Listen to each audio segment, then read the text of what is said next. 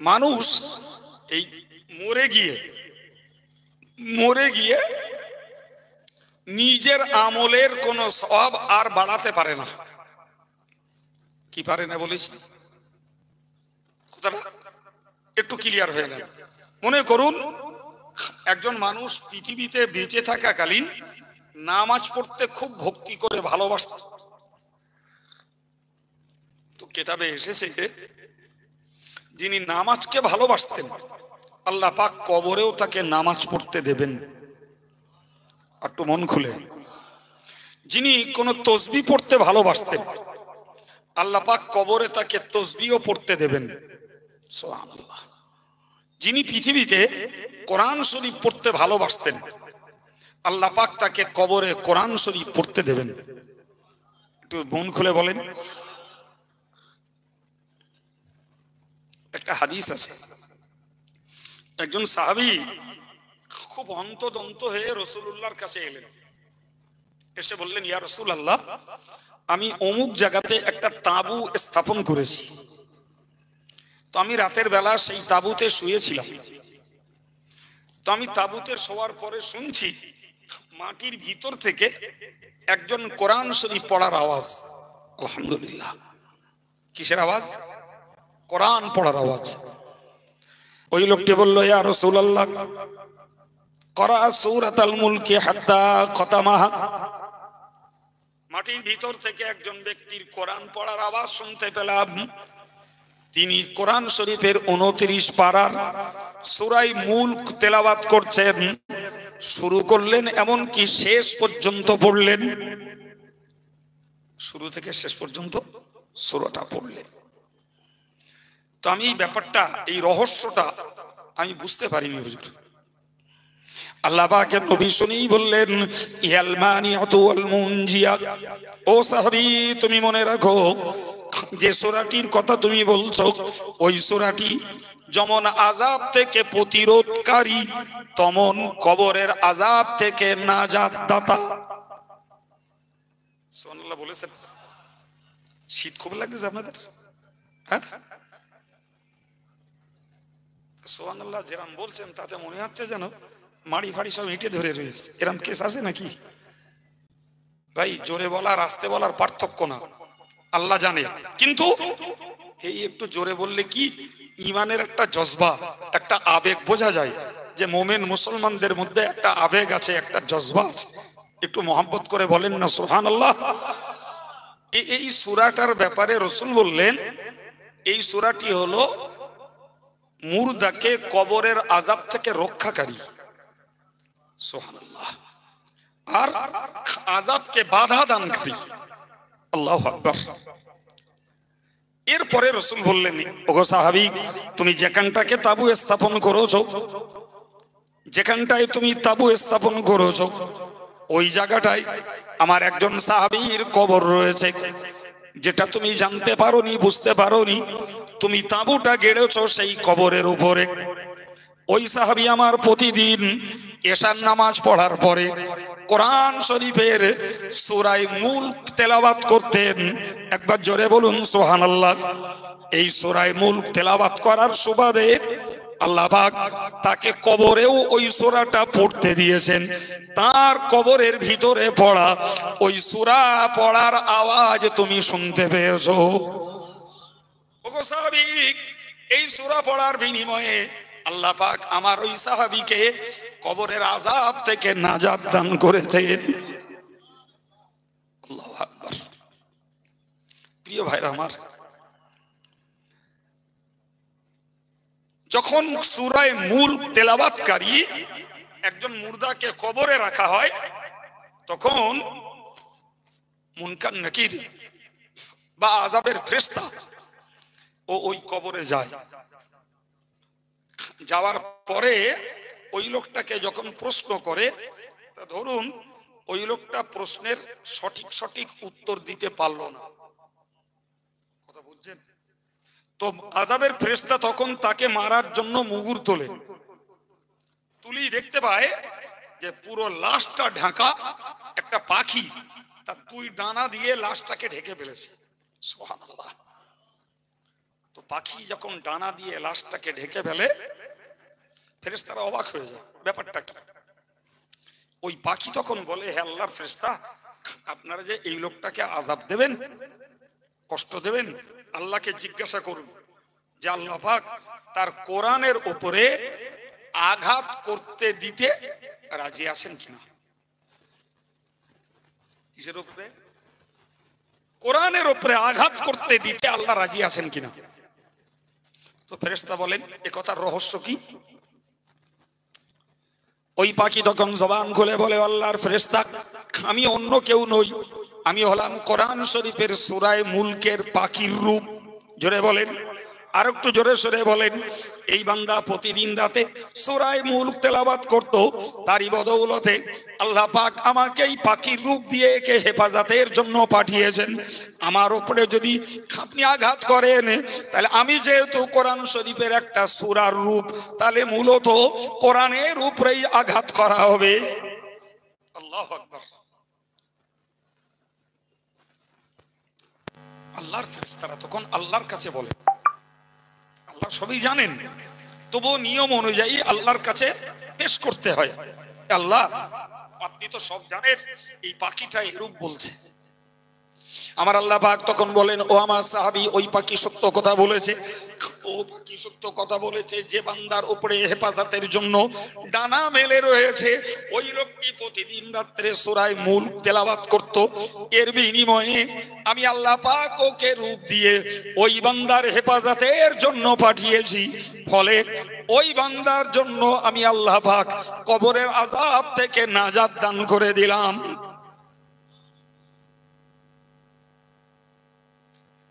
প্রিয় ভাইরা আমার, আমি আপনাকে কি বোঝাচ্ছিলাম? তাহলে যে লোকটা কোরআন পড়তে ভালোবাসে, তাকে কবরে আল্লাহ কোরআন শরীফ পড়তে দেবেন। রাসূলুল্লাহ যখন কোরআন প্রচার করেছিলেন, রাসূল যখন কোরআন শিখিয়েছিলেন, বাবু জানেন, ওই সময়ে সকলের বয়স কিশোর বয়সে ছিল না, সবাই 10 বছর 12 বছর বয়সের ছিল না বাপ। আজকে যেমন শিশু থেকে শুরু করে কথার কথা 80 বছরের বৃদ্ধ পর্যন্ত বিভিন্ন বয়সের মানুষ পাওয়া যায়। রাসূলের জমানা তো ওইরকম ছিল না, কি বলছেন? তো রাসূলের মজলিসে বসে 10 বছরের ছেলে যেমন কোরআন শিখেছে, আল্লাহু আকবার, রাসূলের মজলিসে বসে 73 বছরের বৃদ্ধ মানুষ রাসূলের মজলিসে বসে কোরআন শিখেছে। সুবহানাল্লাহ বলবেন না? আমরা কিসে দুর্বল? কিসে দুর্বল? আপনি বলবেন, হুজুর এই বুড়ো বয়সে আর মনে হবে? আমি আপনাকে বলছি, আল্লাহ বলেছেন, ওয়ালাকাদ ইয়াসসারনাল কুরআনা লিযিকরি ফাহাল মিন মুদ্দাকির। মহান আল্লাহ বলেন, ও আমার বান্দা বান্দি, আমি কোরআনটাকে পড়ার জন্য এবং কোরআনের উপদেশ গ্রহণের জন্য কোরআনটাকে সহজ করে দিয়েছি। যে আল্লাহ কোরআনকে সহজ করে দিয়েছেন, সে আল্লাহর প্রতি আমাদের বিশ্বাস আছে তো? হ্যাঁ, তাহলে যিনি বলছেন আমি কোরআনকে সহজ করেছি, তাহলে আমরা যদি আল্লাহকে বলি, আল্লাহ তুমি তো কোরআনে বলেছো যে আমি কোরআনকে সহজ করে দিয়েছি, আল্লাহ ওই কোরআনটা আমি পড়তে চেষ্টা করছি, তুমি আমার জন্য সহজ করে দাও। আমি 100 বার আল্লাহর প্রতি ভরসা রেখে বলতে পারি, আপনি যত বৃদ্ধ আর যত আপনি কাজের যুবক হন, একটু মনোযোগ দেন, আপনি কোরআন শিখে যাবেন ইনশাআল্লাহ। কোনো রদ নেই ভাই, শুধু একটু হাল ধরে রাখা, একটু ধরে রাখা। সম্মানিত ভাইরা আমার, তো আমি আপনাকে বোঝাচ্ছিলাম যে কথা, যে আজকে আমাদের বাচ্চারা মডেলে পড়ছে, আমরা পড়ি না। তো আমাদের দিনের বেলা কাজ কাম আছে, সময় নেই, তো রাতের বেলা একটু সময় পাই আমরা, জি সেই সময়টা একটু চেষ্টা করব। দেখুন না, 2-4 মাস 6 মাস একটু চেষ্টা করে, না হলে আমার বলবেন যে হুজুর আপনি বলেছিলেন, আমরা সত্যি মন দিয়ে চেষ্টা করেছি তো হয়নি কো, ওইটা বলবেন কেন পারেন। আর আমি বলবো, আপনি ইনশাল্লাহ বলতে পারবেন যে হুজুর আপনি বলেছিলেন, আমরা মন দিয়ে চেষ্টা করেছি, আলহামদুলিল্লাহ এখন পড়তে পারছি। আল্লাহ তৌফিক দেবেন, বলুন আমিন। সম্মানিত ভাইরা আমার, আমি আপনাকে বলবো, আজকে বাচ্চাগুলো আমাদের পড়ছে, হুজুর বলেছেন ও সাহাবীরা, তোমরা মনে রাখো, যদি কবরে শুয়ে তোমরা দোয়া পেতে চাও, কবরে শুয়ে যদি দোয়া পেতে চাও, তাহলে তোমার জমি জায়গা, তোমার জলকর, তোমার ভাটা, তোমার গাড়ি বাড়ি, এগুলো তোমার অ্যাসেট নয়, এগুলো তোমার প্রকৃত সম্পদ নয়। তোমার সম্পদ হলো কোরআন শিক্ষার্থী, দিন শিক্ষার্থী একটা ছেলে আর মেয়ে। সুবহানাল্লাহ বলেন। এরাই তোমার সম্পদ। যদি বলেন কেন? ভাই জমি আছে 10 বিঘা, জলকর আছে, ভাটা আছে, জি 10-20 লাখ টাকার বাড়ি আছে, কি আরো বেশি খরচের বাড়ি আছে। ভাই এগুলো কি ছেলেরা দান দান করে আপনার জন্য সব বকশিশ করে দেবে মনে হয়? হয়তো 200 টাকা, 500 টাকা, 1000 টাকা, 2000 টাকা, 5000 টাকা তাদের বছরের রোজগার থেকে তারা দান করে, এই। কিন্তু আপনার একটা ছেলে মেয়ে যদি কোরআন শেখে, আল্লাহু আকবার, সে প্রতিদিন দোয়া করবে, প্রতিদিন, জি একটা করে অক্ষর পড়বে, 10টা করে নেকি পাবে। সে যা এই মডেল মাদ্রাসা থেকে শিখবে, ওইটাকে যদি প্রতিদিন একটু তেলাওয়াত করে, আর ওর সবটা যদি দাদা দাদি আব্বা মায়ের রুহে বকশিশ করে, প্যান্ডেল লাগবে না, হুজুর লাগবে না, তাবাররুক লাগবে, কিচ্ছু লাগবে বাপ, কিচ্ছু লাগবে। সুতরাং আমি সকলকে অনুরোধ করব যে আমরাও চেষ্টা করি একটু পড়তে, আর আমাদের ঘরের বাচ্চাগুলো 7 বছর, 8 বছর, 9 বছর, 10 বছরের বাচ্চাগুলোকে অন্তত মডেলে পড়াতে কেউ গাফলাতি করব না, সবাই পড়াবো ইনশাল্লাহ। বলেন রসুল বলেছেন, আমি বলি নাই, যে তোমার সন্তান নেক ছেলে নেক মেয়ে যে দোয়া করবে, এই দোয়ার ওসিলায় তুমি কবরে শুয়ে শুয়ে সওয়াব পেতে থাকবে। কবে সভা দেব তাই সওয়াব নেব, এটা অনেক ব্যয়বহুল, অনেক জোগাড় যন্ত্রের। কিন্তু ছেলে আর মেয়ে বানিয়ে রাখলে আপনার আমার আলাদা জোগাড় যন্ত্র কিচ্ছু করতে হবে না বাপ, ওরাই দোয়া করবে। সুতরাং কবরে শুয়ে যদি ধারাবাহিক ইসালে সওয়াব পেতে হয়, তাহলে উপযুক্ত হলো নিজেরা পড়তে চেষ্টা করা, আর ছেলে মেয়েগুলোকে অন্তত মডেল মাদ্রাসায় দিয়ে কোরআন আর ইসলামের প্রাথমিক পর্যায়ের শিক্ষাটা তাদের দেওয়া। রাজি আছেন বাপ? যারা পড়ছেন, পড়াচ্ছেন আলহামদুলিল্লাহ, যারা এখনো পড়ান না তারা একটু মনোবৃত্তি তৈরি করুন। জানেন সামনে সবে বরাত, একদম গায়ের কাছে, তাই না বাপ? তো সবে বরাতে আমরা কি করি আমি জানি না, এলাকার খবর তো বড় জোর মসজিদে যেয়ে হয়তো ইমাম সাহেব একটু দোয়া করে, সেই সঙ্গে একটু দোয়া করি, কেউ কেউ একটু কবর জিয়ারত করে, কেউ 2-4 রাকাত নফল নামাজ পড়ে, এরকম কিছু আমরা করি না, কি বলি? একটা হাদিস বলছি শুনুন, রাসূল বলেছেন, মান শাগালাহুল কুরআনু আম মাসআলাতি, হুজুর বলেছেন, আল্লাহ বলেছেন নিজেই, একজন ব্যক্তি আমার কাছে দোয়া চায়, আর একজন ব্যক্তি কোরআন পড়তে যেয়ে দোয়া করার সময় পায় না, সে লাগার কোরআন পড়ছে। আর একজন ব্যক্তি হাত তুলে তার যা চাওয়া সব বলছে, কত বোঝা গেল কি? সব রকমের দোয়া চাচ্ছে। আর একজন বেটা কিংবা একজন বেটি, সে বেচারা পাশে বসে বসে শুধু কোরআন পড়ছে। আমার আল্লাহ পাক স্পষ্টত জানিয়েছেন যে আতাইতু আফদালা মা উতিয়াস সাইলিন, আমার বান্দা বান্দি মনে রাখো, যে লোকটা দোয়া চাইবে ওরে আমি আল্লাহ যতটা দেব, যে কোরআন পড়বে তাকে আরো বেশি করে দেব। শবে বরাতের মতো রাতে দোয়া করার তুলনায় কোরআন পড়লে বেশি দেবেন কে বলেছেন? আলহামদুলিল্লাহ আমরা শিখতে পারলাম, সত্য কাজে লাগাতে পারবো। আপনি বলবেন হুজুর সে না আমার ছেলেরা পড়তে পারে, মেয়েরা পারে, কি ঘরের বৌমারা পড়তে পারে, কিন্তু আমি তো পারিনি হুজুর। আমি আপনাকে একটা সহজ পথ বলবো। ভাই আমরা যারা নামাজ পড়ি, তো নামাজের মধ্যে আমরা সূরা ফাতিহা পড়ি, সূরা ইখলাস, ইন্না আ'তাইনাকাল কাউসার, এই একটা ছোট সূরা, কিংবা কুল আউযু বিরাব্বিল ফালাক, যার যেটা সহজ হয়েছে তিনি সেটা কোরআন পড়ে হোক, নামাজ শিক্ষা বই পড়ে হোক আর হাফেজ সাহেব ইমাম সাহেবের কাছে শুনে হোক, ওইটা মুখস্থ করে নামাজটা চালিয়ে যাচ্ছেন। সূরা ফাতিহাটাও কোরআন, সূরা ইখলাসটাও কোরআন, সূরা কাউসারটাও কোরআন, ফালাক নাসও কোরআন। আপনি কিচ্ছু না পারেন, শবে বরাতে আপনি নামাজ শিক্ষা বইটা ধরে হোক আর কোরআন শরীফ খুলে হোক আর মুখস্থ হোক, ওই সূরা কটাই আপনি তেলাওয়াত করেন, ওতেই আপনার কোরআন পড়ার হক আদায় হয়ে যাবে। কি গো বাবা, রাস্তাটা কঠিন না সহজ বললাম? সহজ, একটু মন দরকার। আমি তো এগুলো জানি, আর ওগুলো তো কোরআন নাকি? আরে কেন আমরা এই সুযোগ হাতছাড়া করব? দোয়া যা করার করব, কিন্তু একটু কোরআনও পড়ব। কোরআন আমি ভিতরে পড়তে পারি না। কথা বোঝা যাচ্ছে? সহজ বললাম না কঠিন বললাম বাপ? সহজ। একটা আরো সহজ কথা বলছি ভাই, কোরআন শরীফে 114টা সূরা আছে, তো 113টা সূরার গোড়ায় বিসমিল্লাহির রহমানির রহিম লেখা আছে, একটা সূরার গোড়ায় নেই। কথা ক্লিয়ার হয়েছে জি?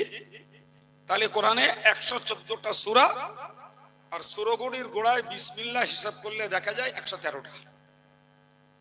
কিন্তু একটা কথা জানো, কোরআন শরীফে সূরা নামল বলে একটি সূরা আছে।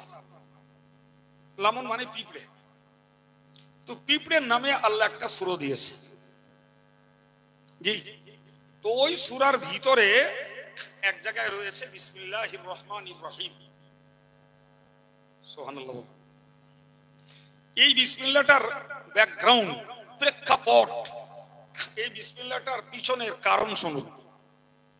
কারণটা মনে রাখলে আর একটু তৃপ্তি বাড়বে। হযরত নবী সুলাইমানের দরবারে মানুষ বসতো, জিন বসতো, পশুরা বসতো, পাখিরাও বসতো। সুবহানাল্লাহ। আল্লাহ পাক কোরআন শরীফে বলেছেন উল্লিমনা মানতিকাত তায়র।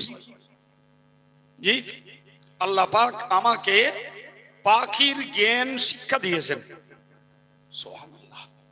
একটু মন খুলে বলেন, আমরা মানুষের ভাষা তাই বুঝতে পারি না, আমি নবী সুলাইমান পাখির ভাষা শুনতেন এবং বুঝতেন। আল্লাহু আকবার। তো তিনি একদিন রাজ দরবারে বসে দেখছেন একটা পাখি তার দরবারে নেই। পাখিটার কোরআনের নাম হলো হুদহুদ। কি নাম বলেছি? হয়সুদ, হুদহুদ। এর বাংলা মানে হলো কাঠঠোকরা। কাঠঠোকরা পাখির নাম আমাদের কাছে অপরিচিত, চেনা না? তো হুদহুদ পাখি হলো কাঠঠোকরা পাখি।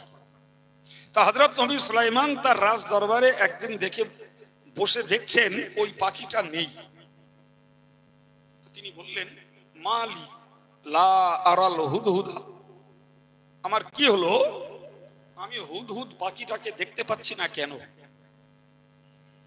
আম কানা মিনাল গায়বিন, সে কি মোটে আসেনি নাকি এসেছে অথচ আমার নজর পড়ছে না, ব্যাপারটা কি? এরপরে হযরত সুলাইমান বললেন পাখিটা যখন আসবে লা উযযিবান্নাহু আযাবান শাদীদা, আমি আল্লাহ তাকে কঠিন শাস্তি দেব। আমি আল্লাহ তাকে আও লা আযবাহান্নাহু, অথবা তাকে জবাই করে দেব। আও লা ইয়াতিয়ান্নি বিসুলতানিন মুবিন, অথবা তাকে না আসার কারণ দর্শাতে হবে। কড়া কথা, এই কটা বললাম, তিনটে না? একটা হলো শাস্তি দেবো, আর একটা হলো জবাই করে দেবো, আর একটা হলো উপযুক্ত কারণ দেখাতে হবে, তাহলে জবাইও করবো না, শাস্তি দেবো না। কিছুক্ষণ বাদে ফামাকাসা গায়রা বাঈদিন ফাকালা আহাত্তু মা লাম তুহিত বিহি খুবর, পাখিটা এসে বলল হুজুর আমি কারণ দর্শাচ্ছি, আমাকে মারবেন না, আমি এমন একটা খবর আপনার কাছে নিয়ে এসেছি যে খবরটা আপনি জানেন না। বলে কি খবর? বলে শুনুন, আমি অজিইতুকা মিন সাবাইন বিনাবাইন ইয়াকিন। আমি সাবা প্রদেশে গেছিলাম, উড়ে উড়ে কোথায় গেলাম? সাবা প্রদেশে। আর সেখান থেকে একটা নিশ্চিত খবর আপনার কাছে নিয়ে এসেছি। বলে কি খবর?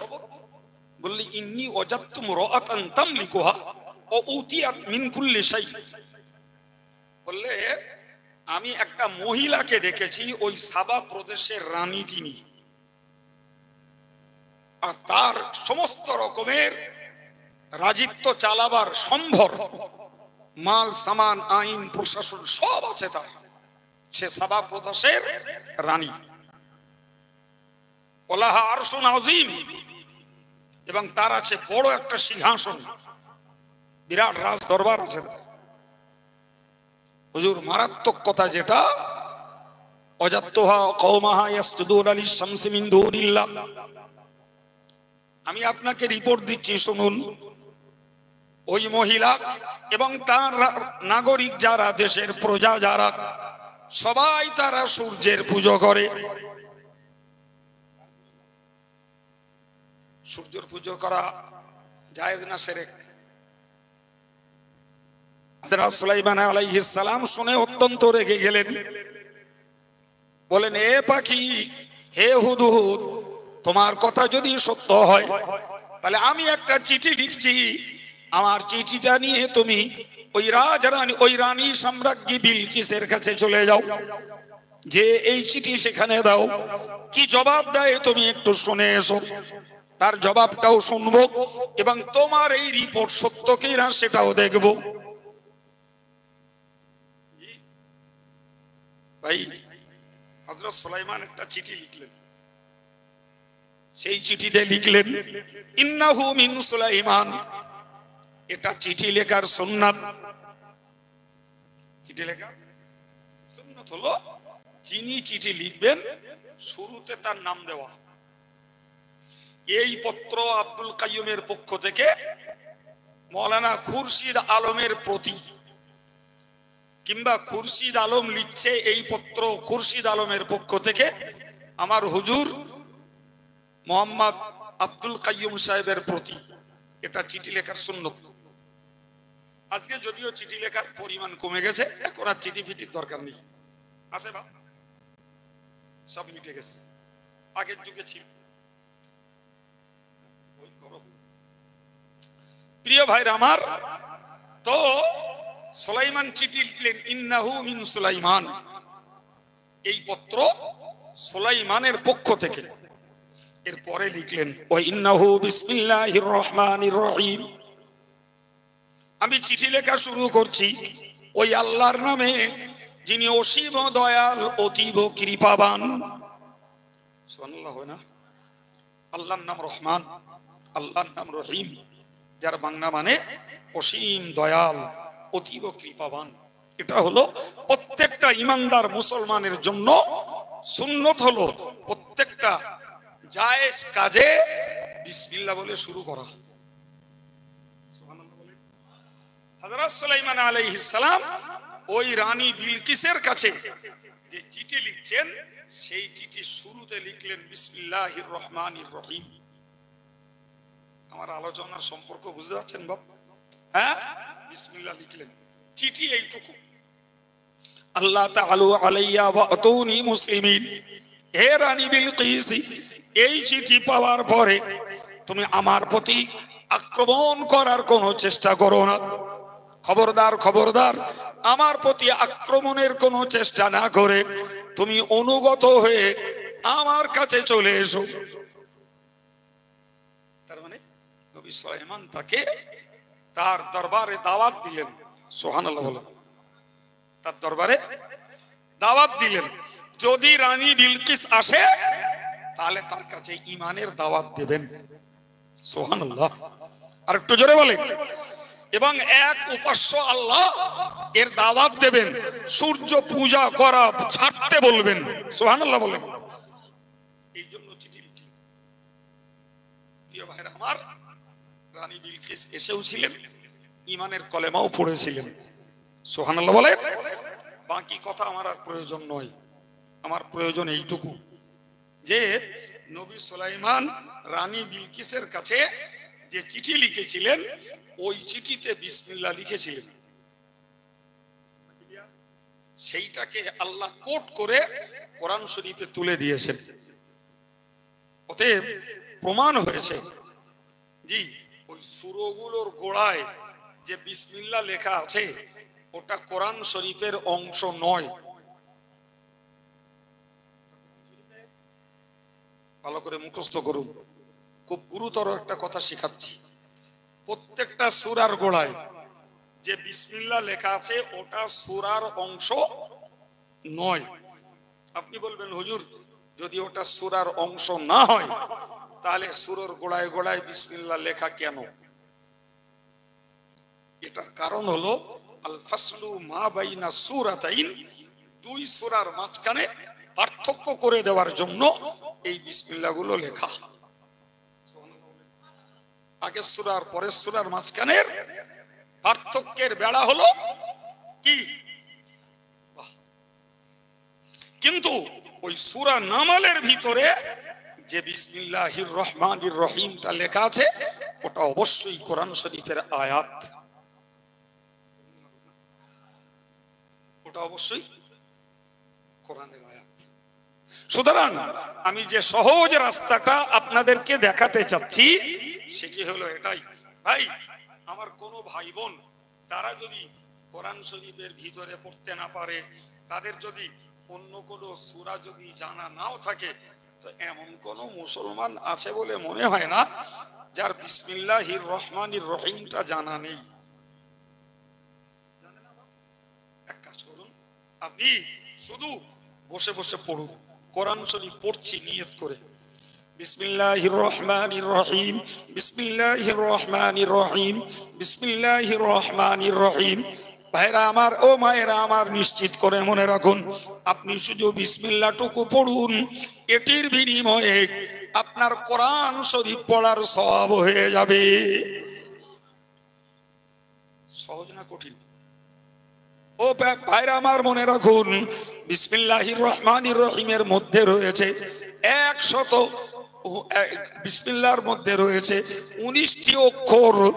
আর রাসূল বলেছেন মান ক্বারাল কুরআন হারফান ফালাহু আশারু হাসানাতিন, যদি কেউ কোরআন শরীফের একটি করে অক্ষর পড়ে বিনিময়ে 10টি করে সওয়াব পায়।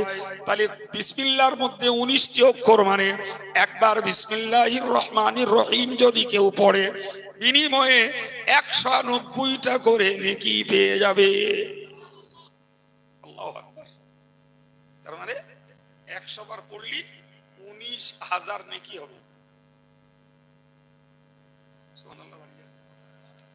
100 বার বিসমিল্লাহ পড়তে নরমাল যে কোনো একটা লোকের মিনিট 5-7 সময় লাগতে পারে, আর যাদের পড়া চালু আছে তাদের ওর থেকেও কম লাগবে। আপনি যে কোনো মূল্যে কোরআন শরীফ টাচ করুন, সূরা ফাতিহা পড়ে হোক, সূরা ইখলাস পড়ে হোক, সূরা কাউসার পড়ে হোক, আর বিসমিল্লাহির রহমানির রহিম এটাকে বারবার তেলাওয়াত করুন। আমি কোরআন পড়ছি এই নিয়ত করে। তো শবে বরাতে এই কাজটাও করুন। এর সামনে শবে বরাত, আমি অন্তত ওই দিন রাত্রে 100 বার পারি, 200 বার পারি, 500 বার পারি, সহি ভাবে, সংখ্যা বাড়াবো না, যেটা পড়বো সুন্দর করে পড়বো।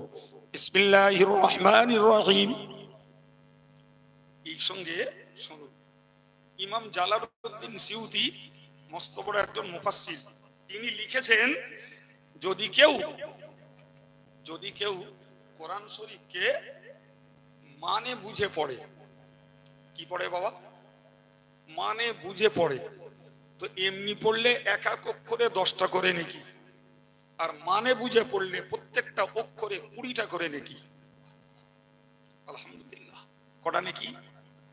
তা আমরা অনেক বড় বড় মানে না জানি, একটু মন দেন, বিসমিল্লাহর মানেটাও শিখি, লাভ হবে না লস হবে? জি, বিসমিল্লাহর মানে হলো আমি আল্লাহর নামে শুরু করছি। খাওয়ার আগে বললে আমি আল্লাহর নামে খাওয়া শুরু করছি। কাপড় পরার আগে বললে আমি আল্লাহর নামে কাপড় পরা শুরু করছি। আমি নাঙল চষবো, তো নাঙলের এই নাঙলটা ধরার আগে বললুম বিসমিল্লাহির রহমানির রহিম, তার মানে হলো আমি আল্লাহর নামে নাঙল চষা কিংবা চাষ করা শুরু করছি। আমি ধান রোবো, তার মানে হলো আমি আল্লাহর নামে রোয়া শুরু করছি। আমি ধান কাটবো, আমি আল্লাহর নামে ধান কাটা শুরু করছি। আমার হাতেতে একটা জিনিস পড়ে গেছে, আমি তোলার সময় বলছি বিসমিল্লাহির রহমানির রহিম, আমি আল্লাহর নামে পড়ে যাওয়া জিনিসটা তুলতে শুরু করছি। সুবহানাল্লাহ হবে না? তাহলে বিসমিল্লাহর মানে কি বলেছি বাপ? শুরু করা বলিনি, আমি একদম ডাইরেক্ট আমি শুরু করছি আল্লাহর নামে। পরের অংশ আর রহমানির রহিম, আমি আল্লাহর নামে শুরু করছি, যিনি অসীম দয়াল অতীব কৃপাবান, যিনি মহাদয়ালু মহা অনুগ্রহকারী। এটা হলো আল্লাহর গুণ, জোরে বলুন।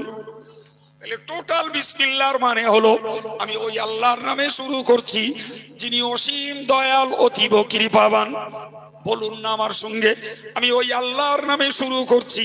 বলুন বলুন, আমি ওই আল্লাহর নামে শুরু করছি যিনি অসীম দয়াল অতীব কৃপাবান। মনে থাকবে না, ভুলে যাবেন জি? তাহলে আমি যতবার বিসমিল্লাহ পড়বো ততবার ওই মানেটা খেয়াল করব। আমি আল্লাহর নামে শুরু করছি, আমি আল্লাহর নামে পড়ছি যিনি দয়ালু যিনি কৃপাবান।